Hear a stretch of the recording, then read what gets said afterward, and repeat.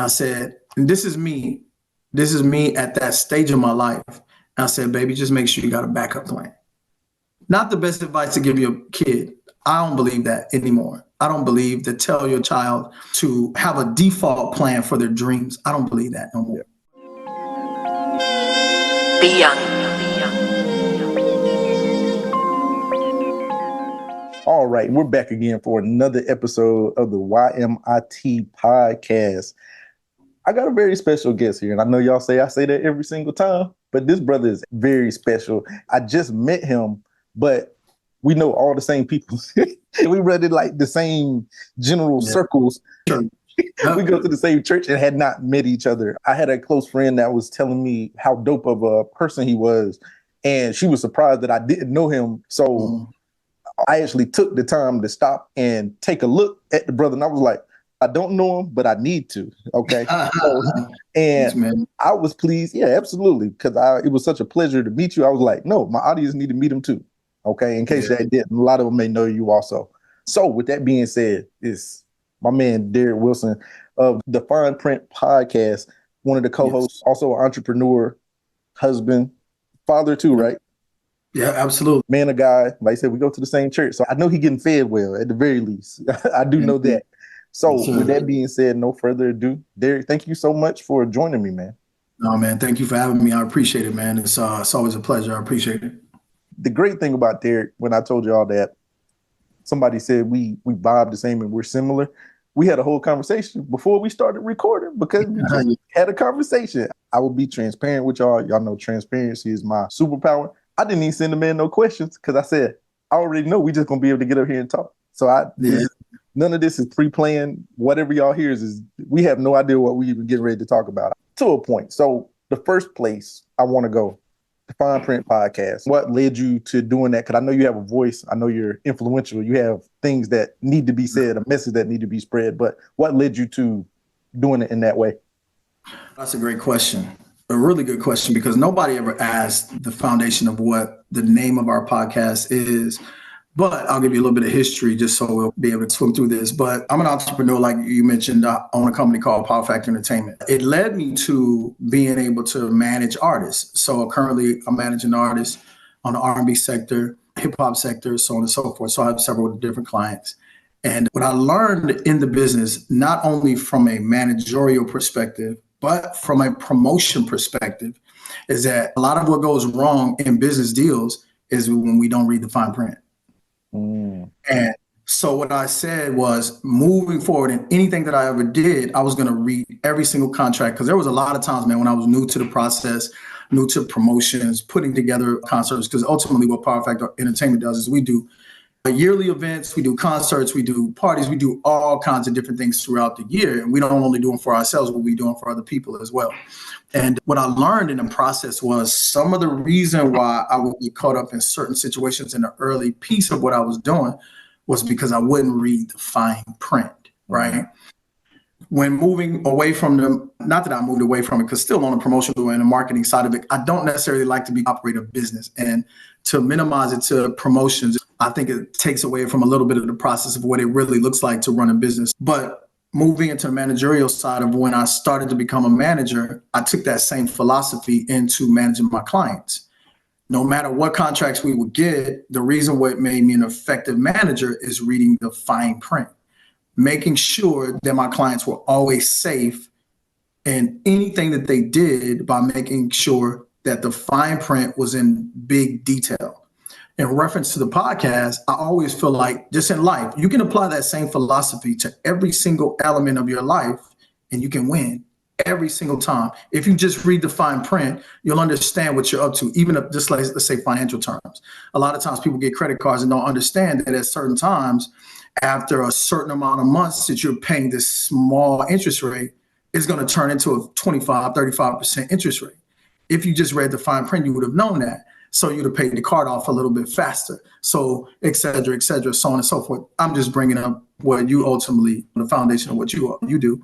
But in reference to what we do is a lot of times, man, we will put ourselves in almost lawsuit-like situations just by not adhering to what the stipulations would be in reference to the fine print. So I told myself I really wanted to start a podcast. And then when I picked my partner. Her and I talked about names and so on and so forth. And we just wanted to give. And our tagline is everything they don't tell you. And that's what we're about. We want to tell you transparently about every single element of life that they don't tell you about. Parenting, marriage, business, entrepreneurship, just everything they don't tell you. Just for an example, right? People never told me that I'm a parent. I have 4 children, 2 girls, 2 boys. They're all adults. Nobody ever told me that the hardest part of my parenting would be when my children became adults, not when they were children. I'm still trying to guide them at a stage of their lives where ultimately they feel like they know everything. You know, it's almost like trying to take a 747 jet off of autopilot.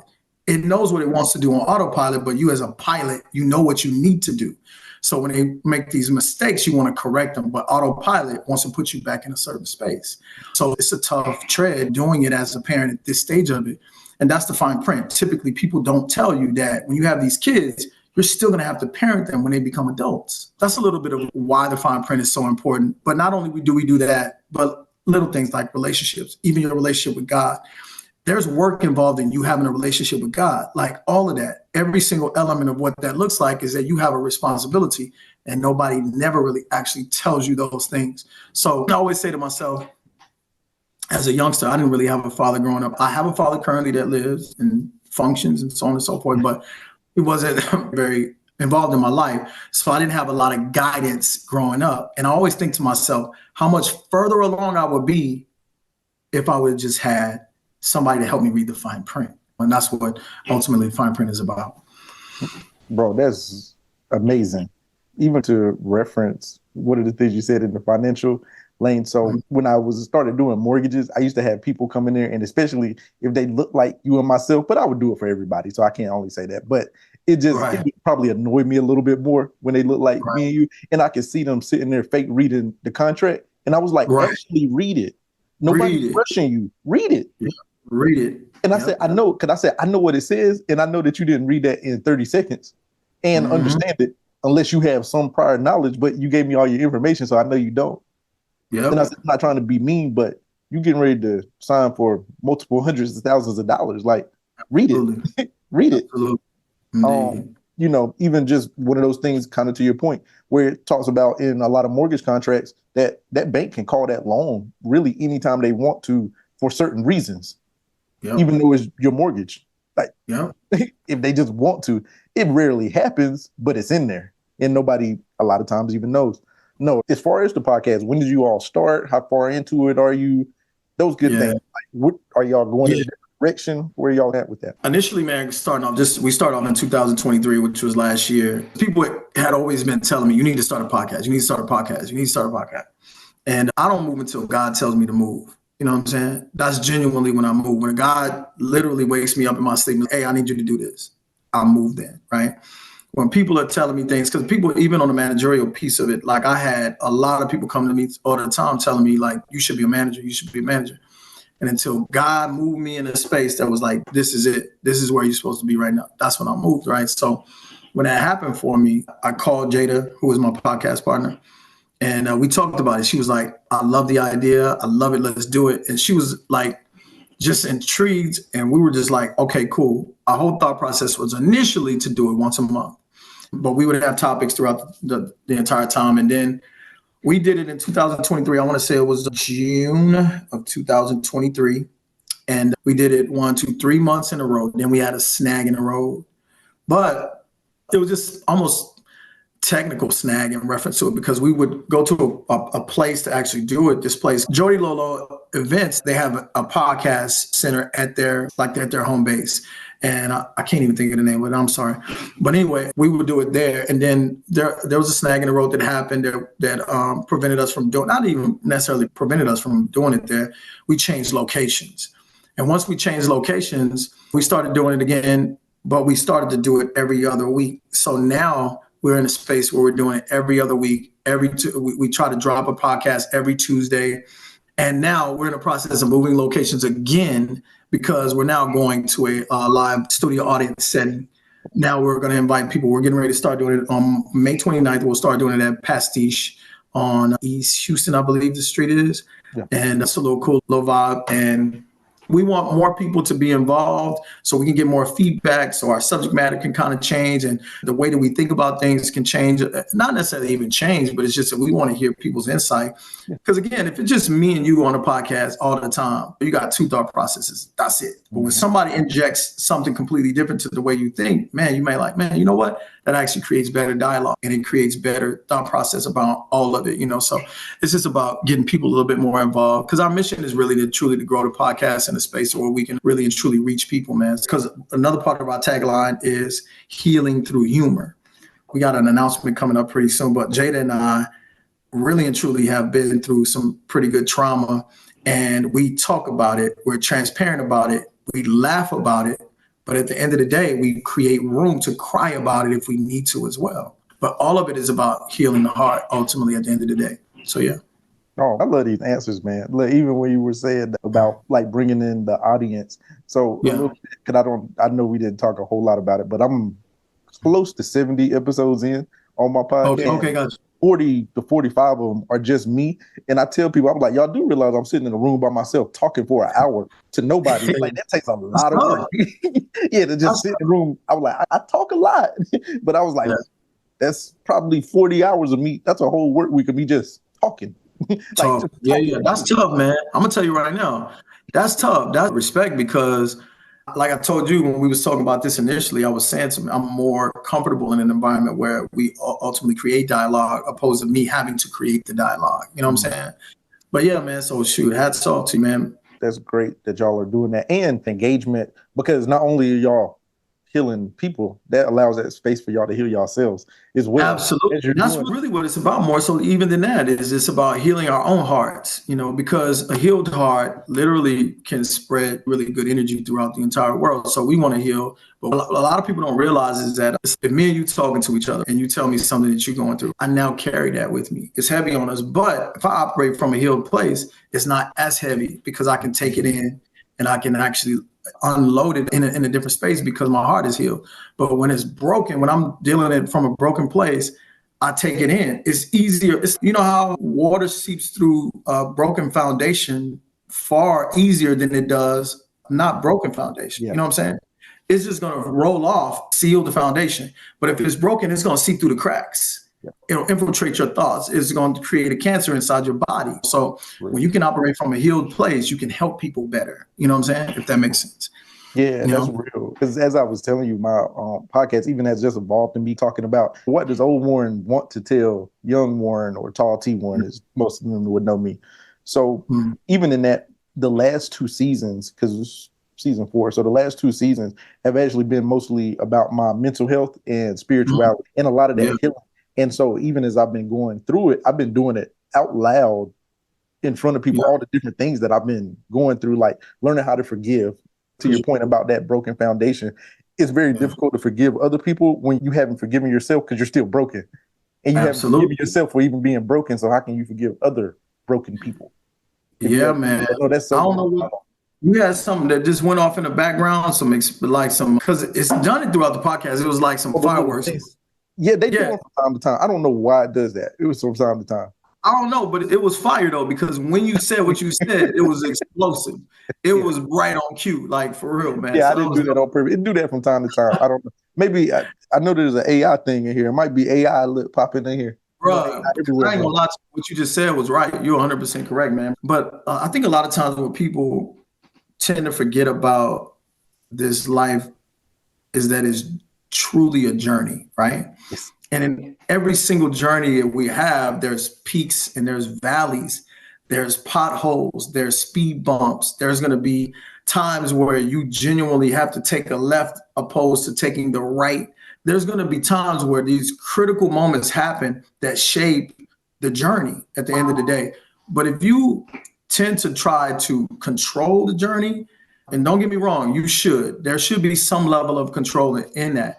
But sometimes you got to embrace the journey and allow whatever's going to happen to you so you can grow in the process. Now, it's tough, but at the end of the day, we forget that one word. It's a journey. It ain't always going to be easy. We can get through it, man. It just has to be a process. And the biggest part of what you just said is forgiving yourself in the process. So, yeah, I agree, man. So that peaks and valley, bro, I'll talk so much about the journey. on the podcast here because I said part of the issue that we have is we're so destination minded, but it's a journey.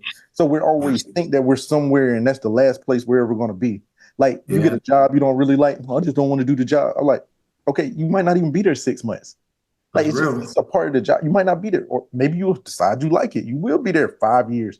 Like we get so caught up in the destination that we forget that it's just a whole journey anyway. Absolutely. Like you just pulled over at Buc-ee's for a little bit. You haven't even gotten where you're going just yet. Yeah. And even in that peaks and valley, bro, that's why I started smiling when you said that, because I mention that often and remembering on that journey that it's hard to tell where the peak stops and the valley starts and where the valley stops and the peak. Yeah, man. Yeah, at what point does that happen? You feel like you coming up out of the valley and you halfway up the mountain, but you still feel like you're coming up out of the valley. And just really internalizing that and making sure that you're moving in the correct way. So what you said was so good, bro. So good. What's funny is that transparently, again, because again, I believe in full transparency because I can't lie to myself. I can lie to you every day, but I can't lie to me. Like that's far more important than anybody else that I'm trying to help. So transparently, I know for absolute fact that I'm in the valley right now. Sometimes I can tell when I'm in it, because this is the thing, right? Like we always think, and I want to get a little bit closer when I say this, right? Because we always think that it's supposed to be a lot easier than what it really is. So when it feels good, it feels really good. And you want to never let go of that feeling, right? Mm-hmm. What you have to understand is embracing that moment is, okay, cool. I know where I'm at. I'm at a peak right now. It feels really good. Life is good. Everybody around me is good, so on and so forth. But the most important piece that you can have to embrace is the valley. Because the valleys are the times that you really learn. Yep. That's when you learn who you are, who the people are around you, et cetera, et cetera. So I know I'm in a valley at this stage right now, and I'm literally trying to take every single ounce of information that I can gain in this process, knowledge that I can gain in this process, and the wisdom, so I can apply it when I get to my peak. Like, bet this is where I'm at. So now I want to be able to give whoever I know is going through a valley, I can give them the information that they need to have to get through the valley. That's really what it should be all about, more so than anything. Bro, you don't know how much you just blessed me, because what was coming to mind as you were saying that, so often we quote the 23rd song, I walk through the valley of the shadow of death, and then we in the valley, man. But you quote the scripture all the time. And and as long as you're not death, like God got you, so embrace the valley. And you quoting that, and what people don't really understand about that actual scripture is I should fear no man. That's literally you going into this full of faith, all faith, like understanding that God is going to even push you through those valleys. He's going to protect you through those valleys. He ain't going to take you through a valley that you can't get through. You should fear no man. I fear nothing in the process. One of my clients said this to me one day. I said, I mentioned the word. I think the word was fear or scared. He said, and he asked me, looked at me real perplexed, almost like he was like taken aback by me saying that word. And I was like, what's wrong? He was like, man, he said, I just don't understand that word, scared or fear, whichever one I used at the time. And I was like, why? He said, because that ain't real. That's not godly. And I was like, what you mean? And everything that I've ever been taught about what it looks like is for you not to be fearful, but be anxious. Because whatever's supposed to happen on that side of whatever your quote unquote anticipation is what God intends to happen. So be anxious about what God's going to do, opposed to you being fearful about what the world can do to you. Yep. Like you subscribe to the world when you're fearful. When you subscribe to God, you're anxious about what he's going to do. And you're going to be able to walk in that because your faith is that strong. Mm-hmm. So when he said that, I literally changed the whole concept of the way that I endure life. Like I endured in a fearless kind of place and deal with all faithful. It's genuinely all faith. Whatever this looks like, no matter what the situation is, my faith is going to carry me through this. I believe it's going to work. As long as I put the work in, as long as I do the job that's required by me, I'm going to get through this perfectly fine. No, I love it. Yeah. Bro, I had a recent perspective shift on faith.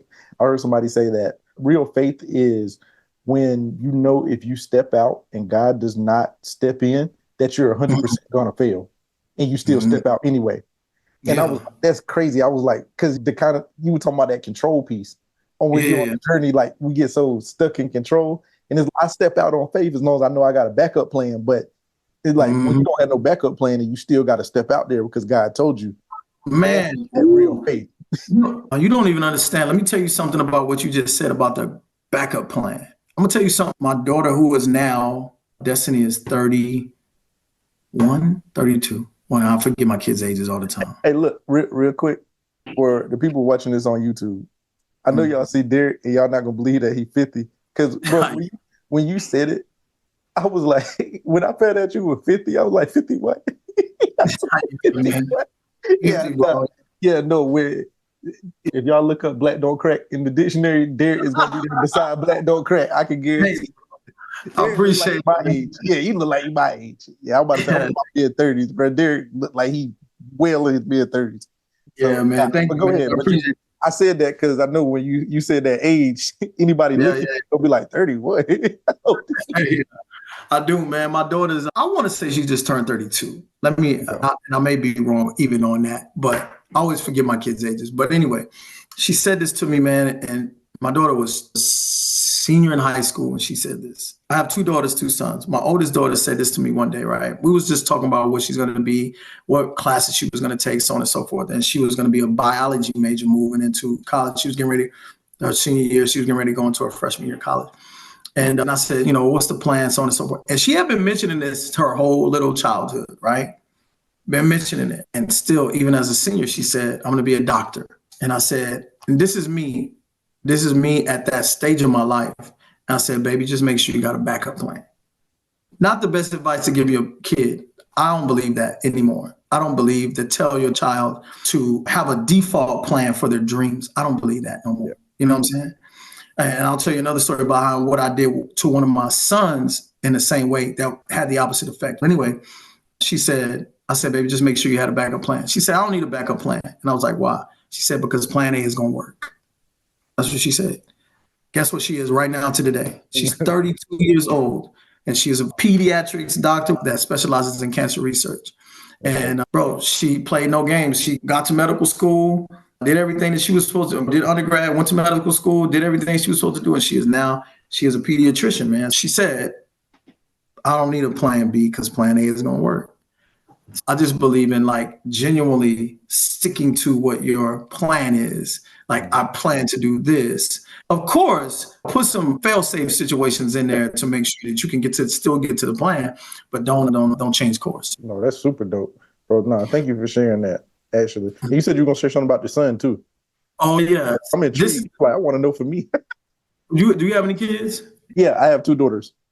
Okay, cool. I'm gonna tell you something that I did to my son, and this is actually really more of it's a little bit of an emotional story that I have. I'll tell this story about what bad parenting looks like. But transparency is my love language, right? I want to be transparent about it. This was a huge mistake that I made as a father, and I'm not proud of this moment. So my youngest son, who is now 20, I don't know, bro. I'm not going to even lie to you. And they were all raised in the house, bro. I just don't be knowing their ages, bro. I'm telling you. But my youngest daughter just turned 28. So that means Derrick Jr. is 29. Okay. We were all sitting around the table one day talking to him. This is my ex-wife. I'm on my second marriage. This is my first wife, right? I was sitting there talking to my ex-wife, my daughters, and then my sons. We were all sitting at the table. And then in the middle of dinner, we would always ask periodically what these kids' plans were, because we were trying to set them up to avoid the things that we weren't able to do. We didn't have plans. We just lived life. So we were trying to put plans in their head so they could actually create whatever it was. So anyway, I said, we all went down. Again, my oldest daughter, Destiny, she was like, I'm going to be a doctor. My youngest daughter, she was like, I'm going to go do this. She said whatever she said. My other son, my oldest son, he said he was going to do this. And we got to my youngest son, and this is what he said. I said, what do you want to do, Derrick? At the time, he's a high school athlete, very, very good athlete, high school football and basketball. And this is what he said. He said, man, honestly, Dad, I don't really know. He said, but I just know I either want to be a DJ or I want to be a fisherman. Those were his 2 answers. But check this out, though. Everybody, myself included, my ex-wife included, we laughed. We laughed. We laughed at him. And I feel like that was a moment in time where we broke his spirit. Mind you, this is a kid who only can tell you what they love. That's it. Either I'm going to be a DJ or I'm going to be a fisherman. My son right now is 29 years old. You know what he still does to the day? Right now to the day, he still goes fishing all the time, and he still loves music. And in that moment, what I realized is that we broke him because he went on to play college football, play basketball. He did all these different things. And at one point, he came to me and said, I don't want to do that no more. I don't love that. That's not what I love. That was my dream for him. That was my dream for him. He told me what he loved, and we broke his spirit in that moment. I had to say to him, sit him down at 25 years old and say to him, I recall that day knowing that I had made a mistake as a father. And I had to say to him, I'm sorry. We shouldn't have done that to you that day. That wasn't okay. It haunted me as a father. It genuinely haunted me because, again, I see him now still searching, trying to find his way. And still the thing he told us at that table, he still does it. He still loves it right now to the day. And we said to him almost at that time, you can't make a career out of that. That ain't something you can do. Give us a better plan. That wasn't fair to him at the time. It's not fair. It wasn't fair to him then. It's not fair to him now because look where he is. He's still genuinely trying to find his way. But when somebody tells you who they are, even in this situation, you got to believe them. Yeah. I'm telling you, I love music, and I'm telling you, I love fishing. And right now to the day, he still does that same thing. But then when you snatch that from them, what are you really taking from them? That's heavy, bro. That's heavy because something that I say, and I never thought about it from that perspective. So thank you for that. But something that I often say is you don't have to prove your dreams or your goals to anybody else, because if they could see your vision the way you see it, they would be doing it. So absolutely. I already know they don't see the vision the way you see it. So you trying to convince them of it. I was like, and that, cause I would say it go for my mom. Like sometimes my mom, she'll see things I do and I know she'll support me, but I can see it on her face. But I had to remember that she can't see it or she would have been doing it if she saw it the exact same way that it shows up in my head. That's super dope. Cause I had never thought about it from that perspective, but that's real. See, look, y'all got an episode of Fine Print right here on YMIT. Yeah, y'all got an episode of the Fine Print right here. That's what he's talking about. Yeah. Oh, that's to lean in a little bit more to that, just a little bit more, is that me and my son have a great relationship at this stage of it, right?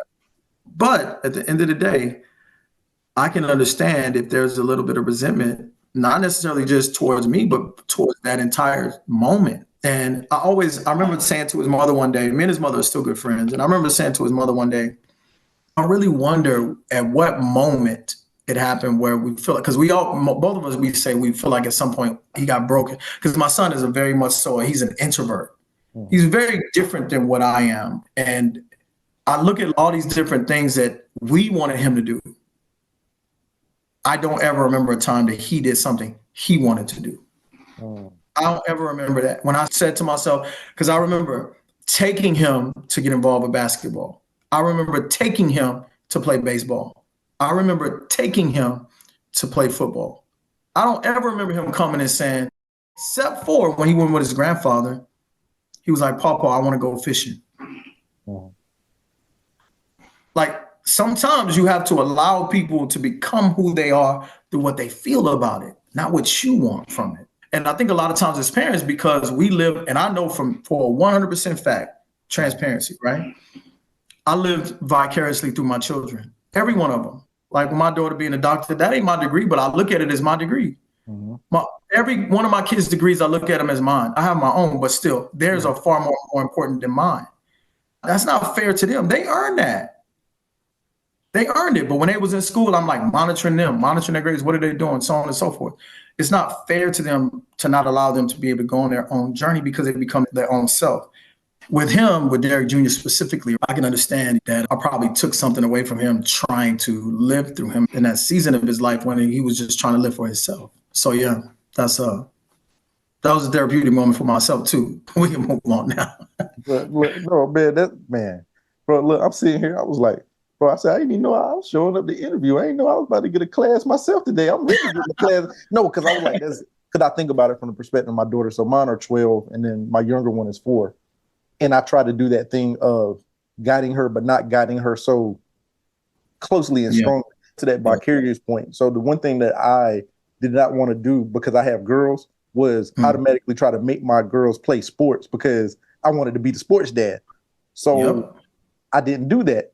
And then here comes my daughter. She actually enjoys playing sports, but I'm like, I'm still hesitant because I'm like, I don't want to just get you into this because it's something I enjoy. And I've been hesitant, but she wants to play. And I'm like, and that's the thing. She come, but see, that's a different situation. She come to you and say, Dad, man, I like playing whatever, volleyball, whatever, basketball, whatever the situation is. She came to you. That's something that she has in her. I don't remember, and I'm not saying that this didn't ever happen. What I remember is giving my son a basketball. Hey, you should get a hold of this because I play basketball. Like I wanted to play basketball. And my son at 3 years old, he would carry around a basketball because I gave him the basketball. You know what I'm saying? Eventually, my son was good though. Let's be clear about it. But I know in that process, though, I put a bunch of pressure on him to be a certain way, but at the same time. But the point I'm making in all of that is that when they can bring a dream to you and you not make it a nightmare, that's different.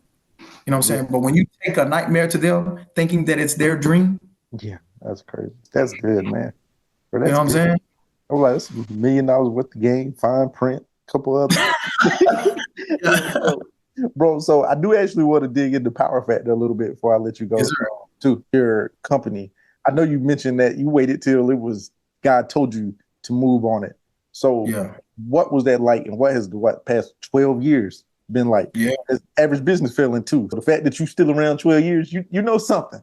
Yeah, no doubt, man. And that didn't come with a bunch of because listen, bro, I would consider myself a late bloomer because just a little bit of history, right? I remember the moment that I actually decided to do my first event. I didn't have a company at the time. I just was like, I'm gonna do an event, right?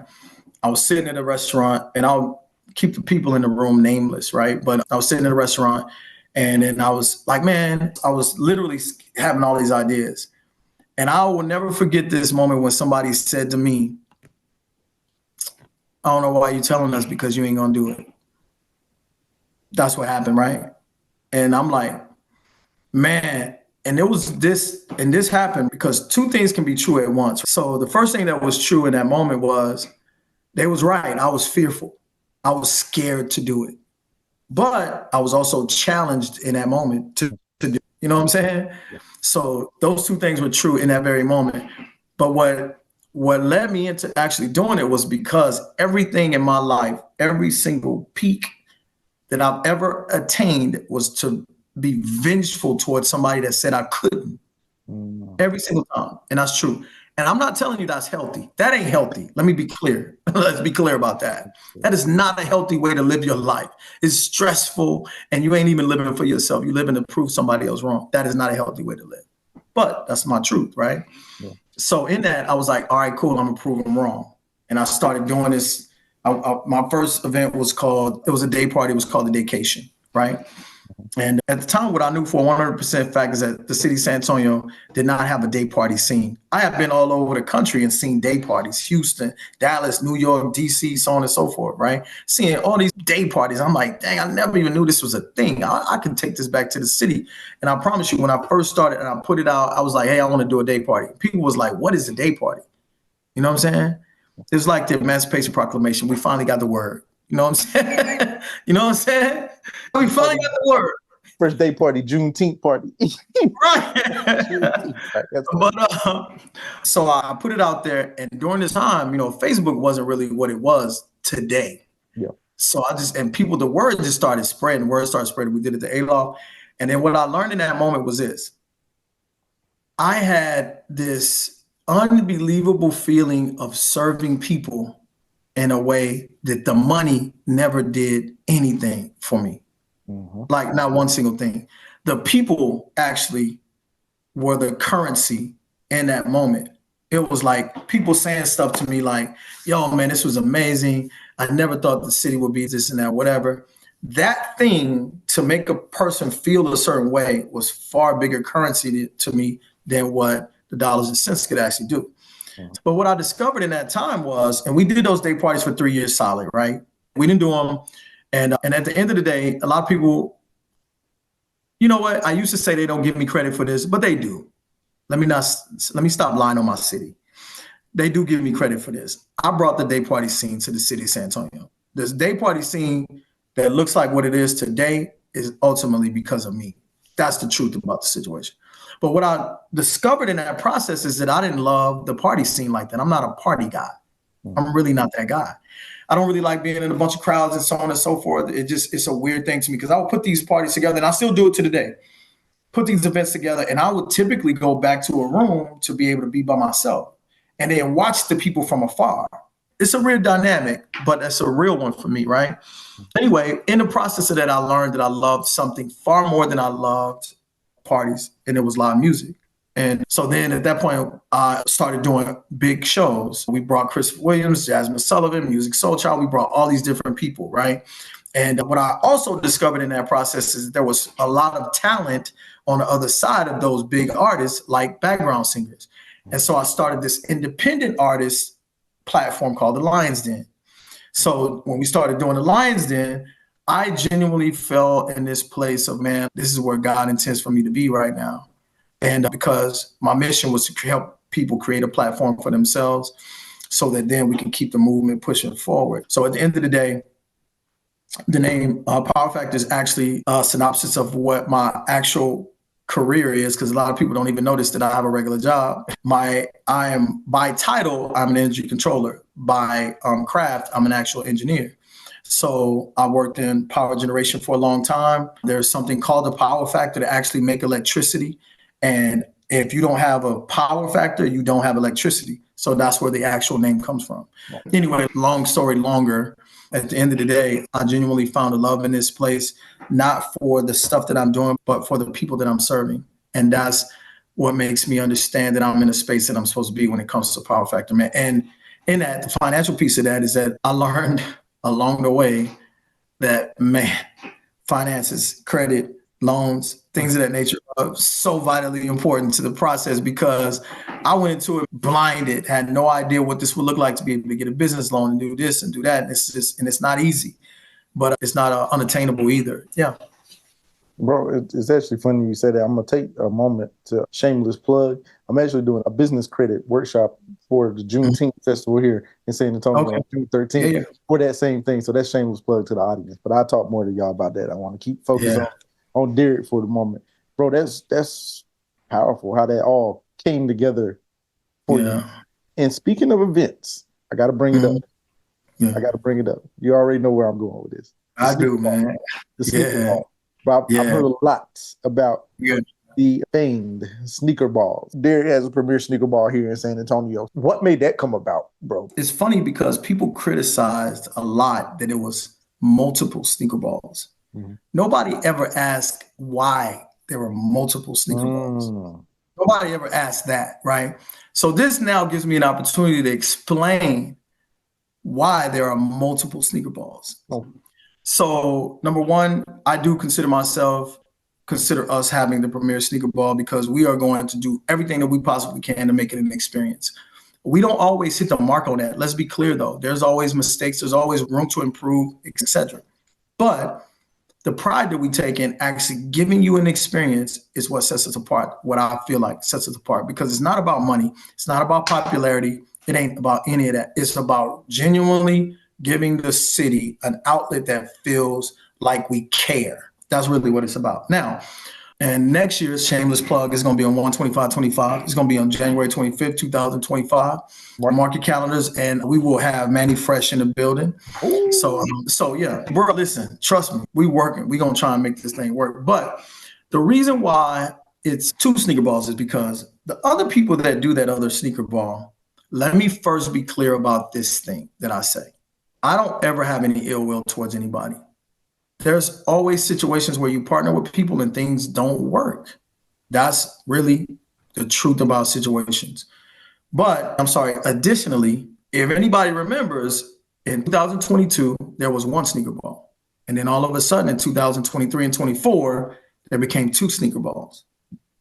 Nobody ever asked why. They just like, why are y'all doing 2 sneaker balls? That don't make sense, so on and so forth. What happened was the people that initially did it first, which was ultimately the foundation of Power Factor Entertainment, partnering with somebody else to do it at the time. And it grew to what it was in 2022. It was a successful event. But there were some business pieces of that wasn't handled the way that we would like for it to have been handled. And to their defense, maybe wasn't handled the way they wanted to be done. We made a choice to split off and not do anything with each other ever again. Now, that said, nobody knew them ever. We felt and still feel a sense of betrayal in the sense that you come to us, ask us to do not that one thing, you ask us to do all these other things with you first, right? There were several different events that they wanted us to do with them. And in hindsight, what I'm learning is that they're ultimately building up their fan base around what we've already done. We've been in the business. We didn't know y'all. We had no idea who y'all were. And ultimately, to then at some point be able to go off on their own and then take whatever fan base they curated from us, which essentially is what they did. And initially, there was a bit of bitterness about that and so on and so forth. But then you get to a space where it's, you know what? It's part of the game, man. It's part of the business. You know what I'm saying? It is what it is. And I say all of that to say, in this process of learning that 2023 and 24, we did 2 sneaker balls, and both those sneaker balls were successful. What I learned in the process is that there's room for everybody, no matter the situation. To God be the glory. I feel like at the end of the day, our situation works, and it works for the people that it works for. Their situation works, and it works for the people that it works for. That it just works. And I feel like this city is big enough to where 2 people can coexist, put together good events, and nobody got to starve. You know what I'm saying? But at the end of the day, it was initially, from my point, and I'm just me being transparent, like I'm human. At the end of the day, there was a level of animosity about it, but I don't harbor that. I just don't have that kind of thing. I've healed from that process. It is what it is. And I know for a fact that my scope of the way I want to do things is far bigger than what that looks like. I just don't choose to block my blessings by trying to wish harm on anything or anybody in that process. And again, man, like I say, I'll say this. I appreciate the experience that I had with them. I want them to continue to grow as we will continue to move on. We was here before they were here. We're going to be here after they gone. It is what it is. Power Fact ain't going nowhere, man. It's our city. So it is what it is. No, thank you for the explanation, because I never knew what the reason was. So thank you for the explanation. Yeah. But they mad at me. I ain't mad at them. They mad at me, though. So before we get up out of here, bro, before we get up out of here, let the people know where to find you, Power Factor, anything, the podcast, all that good stuff. Okay, cool. Personal pages, Derrick Wilson on Facebook, IG, it's DWills11 on IG. Business page is Lions Den SA on Instagram. That is actually getting ready to change to Power Factor. You can also find us at www.powerfactorentertainment.com for any events that we got coming up, et cetera, so on and so forth, man. And again, man, I appreciate you, man, for even having me, man. I don't take little situations like this for granted, knowing that people just want to hear something that I have to say. So I appreciate you, man. I really do. I appreciate you accepting, bro, and doing it promptly. Because this was a conversation we had, 2 weeks ago? Yeah. It's been a reason. So, no, I appreciate you deeply and all the gems, bro. You gave me a class today, like in ways that you don't even know. I'm like, man, I should have been taking notes. But no, that's good. To the audience, once again, thank you, Derrick, and to the audience, thank you all for listening. Until next time, you know where to find us. All the contact information for Derrick will be down in the description to the episode. So make sure to tap in with him. And until next time, y'all be good.